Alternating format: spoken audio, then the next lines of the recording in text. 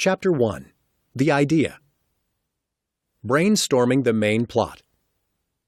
The movies you see these days and the books you read have a tendency to have intricately woven storylines that intertwine to keep the audience's interest. We're getting more and more difficult to entertain, so writers have to work that much harder on planning out their moves while still engaging the reader. Some writers manage to simply start writing and then winging it through the book. But those writers usually give considerable time to brainstorming, thinking, taking notes, and keeping the idea consistent in their heads. So, how exactly do you brainstorm a plot? Usually, a book begins with an idea. It could be as simple as a phrase you'd like to include in a story, or a conversation you want a couple of characters to have. This is the seed of inspiration that will inspire you to get the ball rolling. Once you get into your writing mindset after that, you'll be able to focus more easily. If you have the plot in your head already and have thought about it for a while, you'll be able to write freely and get your process started with minimal difficulties. I always write down my ideas and go back to them to look at them from a different perspective. That way, if the idea is something completely crazy and imaginative like the dreams I have, I can check it out from another point of view and see if I can build a story around it. Sometimes it takes 2 or 3 ideas, phrases, words, scenarios, or dreams to put together a story. I might have one idea one day and 4 days later the next. But if they mesh well, there's a nice little click in my head and things come together nicely. That's not to say that I don't have to work through the details, but a solid idea is what you start from and can build upon. People have all sorts of ways to brainstorm ideas. You can run your idea by someone close to you for a second opinion.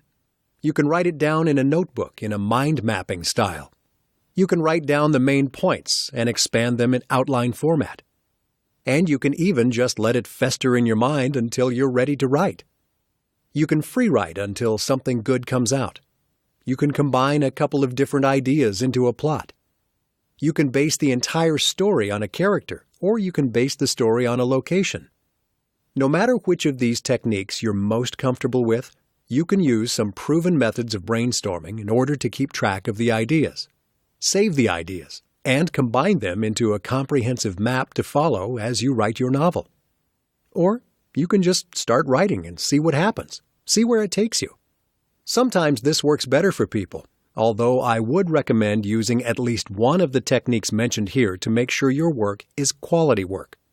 For our purposes, we'll be taking a look at outlining, mind mapping, and free writing as tools to get your novel underway.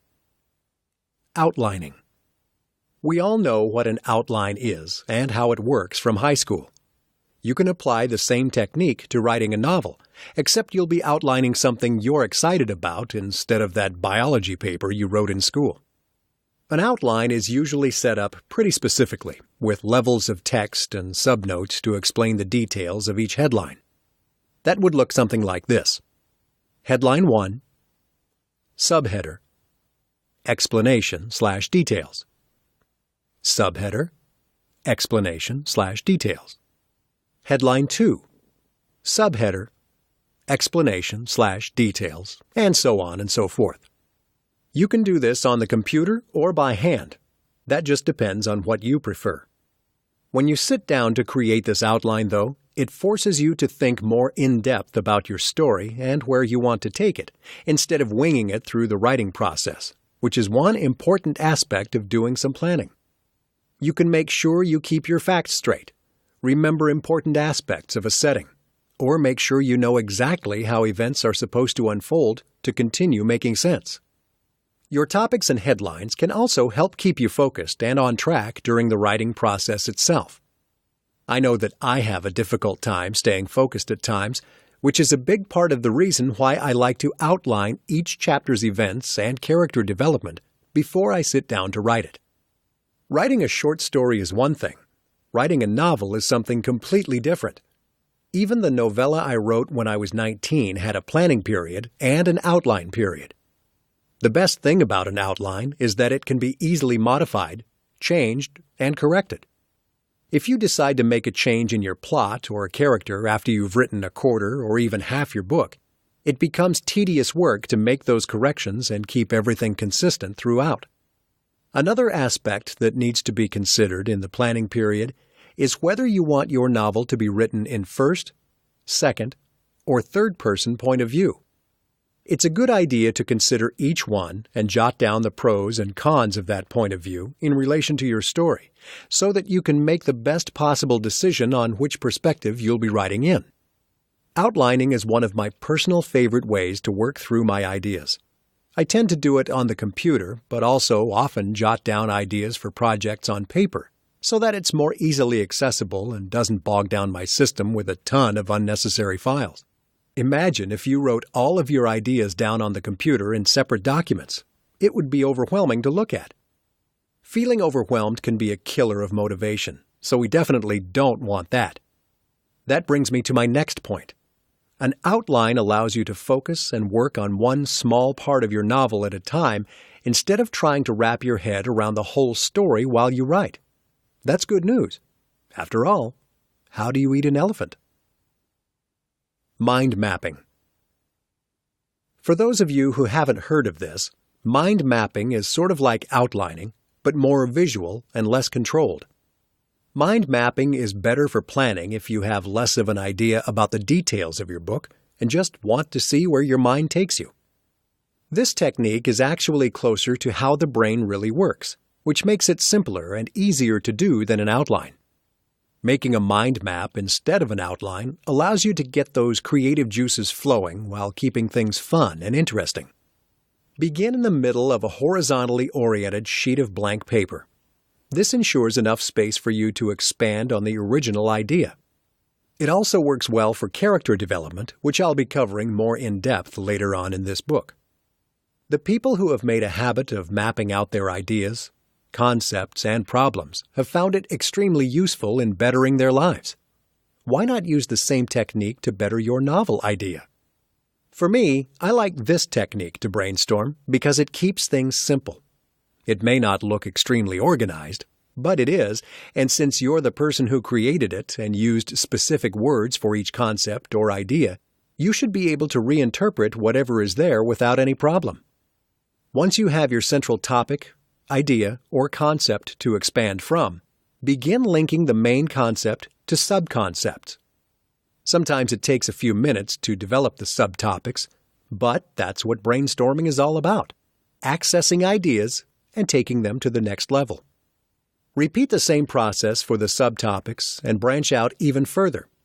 You can branch out as often as you like or need to in order to get the most out of your ideas. It's a good idea to keep the labels short and to the point. You may also choose to use colorful ink, images, symbols, or a wide range of other things to get the results you want. If you've never done mind mapping before, it may be a good idea to do a test run of the process so you can see what it's like and how the connections are being made in your mind. From there, you can go nuts. And don't worry about messing anything up. This is the brainstorming process, remember? You can change and fix things once you're more familiar with your idea and have it documented in more detail. If you prefer to do mind mapping on the computer using software, that's an awesome option too. There are a number of free apps and programs you can download online that will help you get started with your mind mapping experience. Some of the most popular are FreeMind, XMind, and web-based options like MindMeister and VYM, View Your Mind. No matter which one you end up using, it will be good to get you started, and various different apps have different features and interface designs, so it really depends on what your preferences are. If you're looking into a collaborative mind mapping experience, Mindomo is a good web-based app that allows you to share your work as well as embed it on your website. A nice touch for those using it as a collaborative tool. Mind mapping is a great way to hash out ideas and plan out a novel. Even if you've never done it before, try doing it with something you know a lot about, or something simple so you can get the hang of it. Or just jump right into mapping out your novel. It really doesn't make a difference, but practice makes perfect. Mind mapping, just like writing or meditation, is a practice. You'll learn something new every time you do it, and you'll be able to look back on your ideas with a fresh perspective. add to them, and hopefully that'll help you generate the best ideas possible. Free writing. Free writing can be about anything. You can even start writing a poem based on something directly in your sight of vision. No matter what you choose to write about, though, get it all out. Who cares if the first few paragraphs will eventually be scrapped? You'll have gotten to the bottom of the real story and shared that as well. If you have an idea about a character for your novel, write it down and expand on it. What does he or she wear? What's his or her favorite food? Where does this person live? Does this person have any pets? Little details like this can help you to fully develop your character, which is possible through free writing, outlining, or mind mapping. If you're free writing, though, you can easily analyze exactly why a character is the way they are, or do some of the things that they do. The same can be said for plot. If you have a good idea for a plot line, sit down with it and write about it to see where it will take you and what other ideas you might have because of it. The mind works in very interesting ways. Just imagine you're having a conversation with a close friend over coffee. You might begin by talking about what you had for dinner the night before and end up on a taxi to Seattle. Who knows? That's the beauty of it. Any given conversation can go from one topic to the next and to the next, just like when you're free writing. Your mind will jump around and it seems completely normal and even connected to you, but maybe to someone else it's completely random. In free writing, you start anywhere and end up somewhere you never expected. A wonderful way to make sure this exercise works is by timing yourself. Set a timer on your clock or computer for 10 minutes and write for the whole time, no stopping. If you feel like you're getting stuck, just keep going. You're making progress. Of course, there are several ways to do this. If you're just starting out, you may want to stick with your word processor and download a timer from online, such as CoolTimer. This is a free program for your computer that you can set for yourself, and it will go off once the countdown is complete. And believe me, you won't be able to miss or ignore it when it goes off. If you want something more specific to writing, or feel that you have to have extra motivation to write without stopping, you can download the Write or Die app for $10 online at writeordie.com. This app is also available for smartphones and the iPad, so depending on your individual needs and preferences, it's a pretty good way to go. The cool thing about the Write or Die app is that it gives you an ultimatum and consequences for when you fail to continue writing. This feature has 3 different settings and can be adjusted, so if you need some strict reinforcement, it will begin erasing words. And if you don't want to lose anything, it'll just start flashing and making noise at you if you stop. It's pretty effective. Once you free write, save what you've written. After you're done, you can go back to reread parts of it and see what you can use, what should be revised, and what you can scrap or simply put into your practice folder. You never know what kinds of moments of genius you can find within your own rushed rambling. Brainstorming the subplots. Brainstorming a subplot is done about the same way you brainstorm a main plot. The difference is that a subplot has less of an impact than a main plot, but it should still help tie the whole story together. You can also have several subplots within one main plot, as long as things don't get too terribly complicated. The subplot of your novel can also be a different genre than the main plot. For example, you can have a romantic subplot in a horror novel, or even a comedic one. In a drama, you can have a tragic subplot, or a comedic one as well. It all depends on how you want to develop your characters and what you want the reader to feel. One of the main reasons to have a subplot is to give the reader a breather from the main plot, which can be extremely helpful if you have a high-stress or very emotional storyline. The same can be true if you have a comedic storyline. You might choose to have a dramatic subplot to make sure the reader still believes the story, since not everything is funny all the time in reality. Once you have your main plot idea settled, practice the same exercises that worked for you in that respect to get some ideas for 1 to 3 subplots. I would say you don't want any more than that in a novel, as you might overwhelm yourself as well as the reader, but that will be up to you. You can have one subplot that spans the length of most of the novel and resolves itself just before the climax of the main plot, or you can have 2 or 3 subplots, each affecting and influencing different sections of the novel in different ways and moving things along. That part is up to you, the writer. Don't get overwhelmed. If you find yourself feeling like it's just too much, then try to simplify the whole thing. Usually there isn't that much to think about if you stop trying to include all of the details. Everything can be simplified for easier understanding. So if you start to feel like you're afraid to develop your plot or subplot because it sounds too complicated, maybe that's just because you're trying to include too much information in the planning process. If this happens, think about your novel idea and what the main goal is. What's the point of writing the novel? What do you or your characters wish to communicate through this story? Once you have the main point figured out, the rest becomes more manageable. You don't have to bombard yourself or the reader with a bunch of details and information in the first chapter. You can develop those details throughout numerous chapters to maintain the excitement you have throughout the whole novel. There are examples of subplots being used all over the place. If you think about a television series and all of the plot details they have to come up with on a weekly basis, it's almost a burden to think about. But when you're watching a TV series, you have to have a smaller subplot during each show while a larger plot is also being covered. And maybe each of the characters has their own subplots to deal with as well. If you observe this, or even just think about it, then you can begin thinking in terms of plots and subplots more easily. The first time I heard the term subplot, I was immediately terrified. I thought, what? Now I have to come up with more than one story just to tell a story? Once I thought about it in more detail and realized that it isn't as overwhelming as it sounds, it became more manageable and easier to wrap my head around. Then again, I'm the kind of person who gets overwhelmed by too many dishes, so it may not be an issue for you in the least. Brainstorming characters. This is where you really get to shine. You're developing people. This is an amazing aspect of writing because you literally have to consider what your characters would do, not what you want them to do.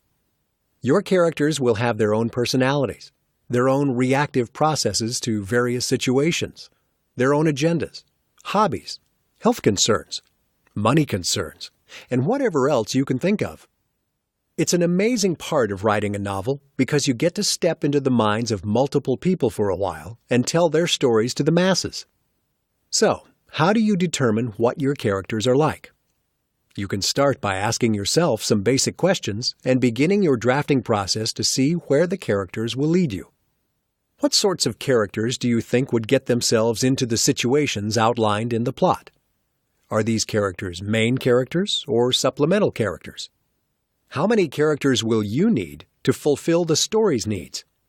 How many characters would just be too many? In this case, it's a good idea to figure out who the main characters are and go from there. Limit the number of main round characters to what's absolutely necessary to the story. You can have supplemental flat characters that aren't as familiar to the reader, but still appear and have a certain influence on the mood of the story and the other characters.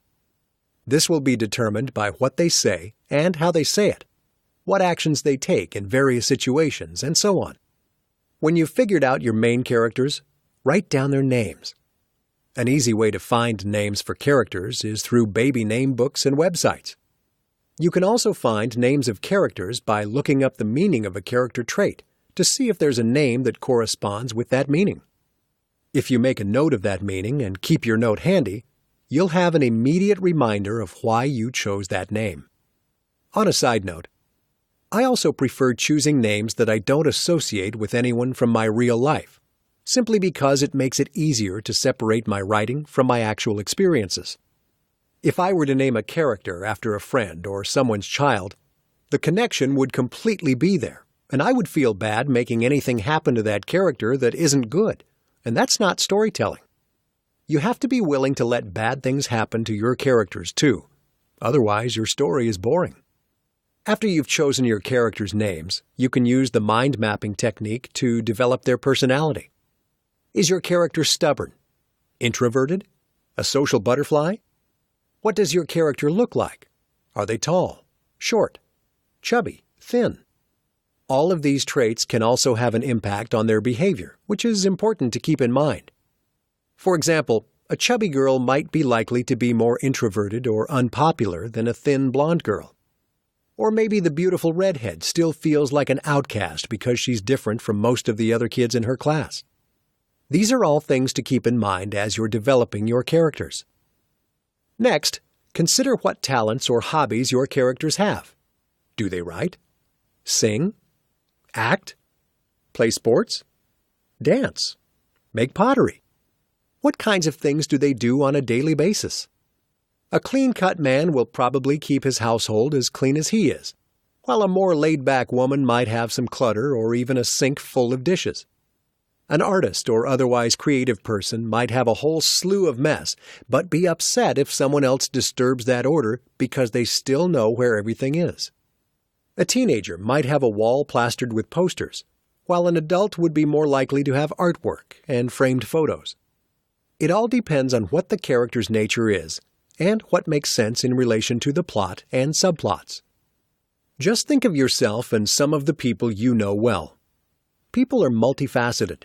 We all have so many character traits and habits that it's nearly impossible to write all of them down. We also all have a tendency to change on a pretty regular basis in accordance with our experiences. However, there are very specific things people will notice about each other that can illustrate how they're feeling, what they're thinking about, and how they present themselves. For example, someone might have a nervous habit of biting their nails, chewing on their lower lip, or fiddling with something.